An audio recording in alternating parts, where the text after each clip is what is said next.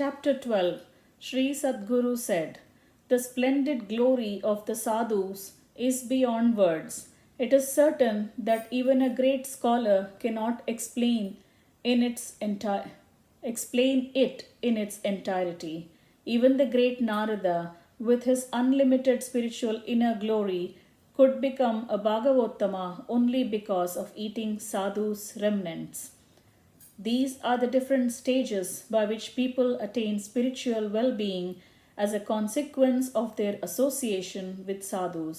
First, one pays respectful obeisances. Out of mercy, the sadhus give their blessings. Providence gives the opportunity to serve them. One accepts their remnants of prasad.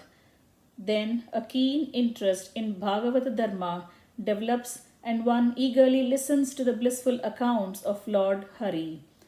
A mild flow of sweetness of devotion springs up in the heart and one gains knowledge of the sublime spiritual truths.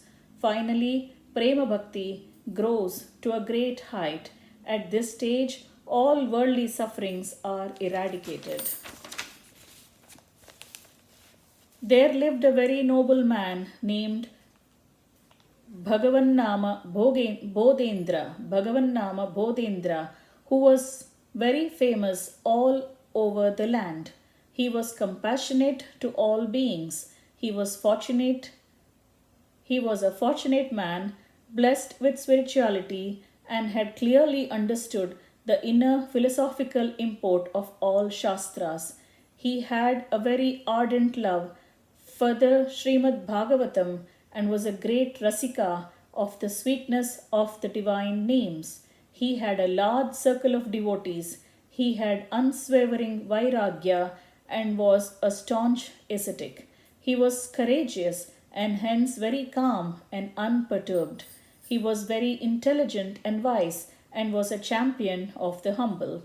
This exalted personality, the first of the line of our preceptors, Acharyas, with limitless compassion, gave me darshan in my dream on his own and blessed me. This exalted personality, the first of the line of our preceptors, Acharyas, was with limitless compassion, gave me darshan in my dream on his own and blessed me.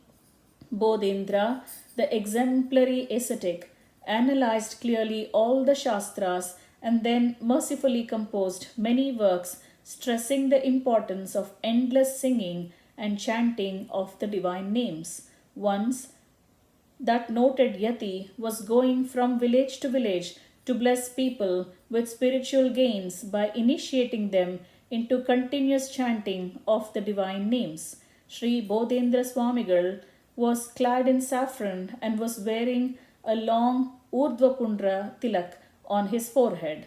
He had a calm and a pleasant smile on his countenance, was wearing a rosary of tulasi beads, was holding the staff of a saint, and was filled with compassion for all beings. He was chanting ceaselessly Shri Rama, Rama, Rama, with his eyes drenched with tears of spiritual joy. He was seen in the state of ecstasy, hairs standing on end. Seeing Shri Bodhendra Swamigal in this state, a Brahmana paid his respects to him and humbly invited him to have a meal in his house. Shri Bhagavannama Bodhendra accepted the request of the large-hearted Brahmana and went to his house. That blessed Brahmana bathed the feet of the Yati and offered him worship with tears of joy drenching his face.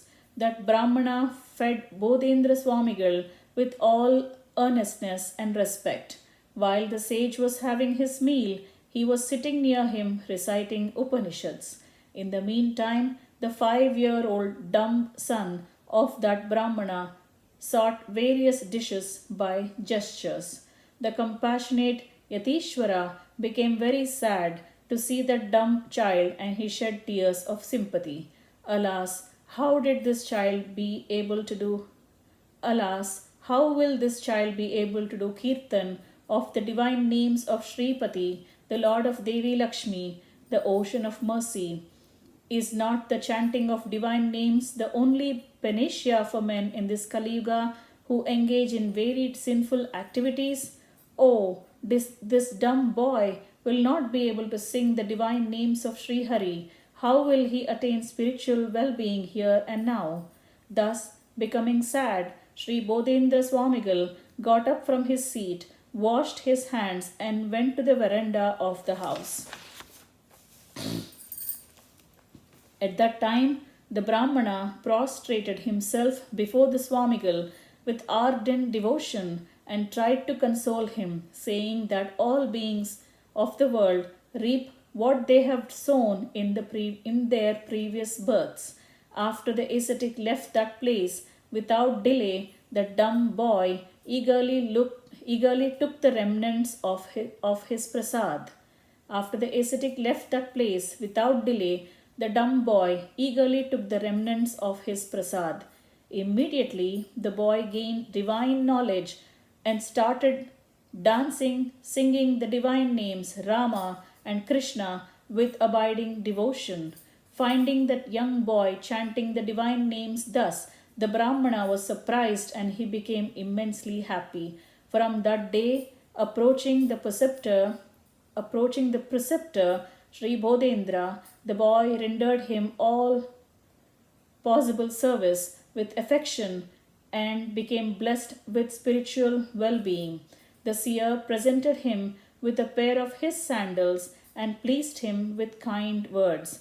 Thus, the Yatishvara also went around the country as usual, bestowing the boon of the divine names of Lord Hari on every individual.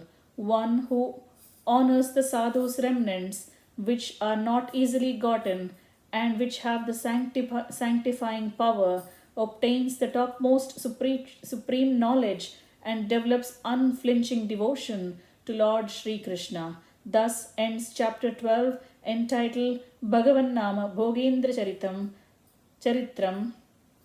Charitam of Book 1 of Shri Vaishnava Samhita, composed by Shri Krishna Premi Swamigal.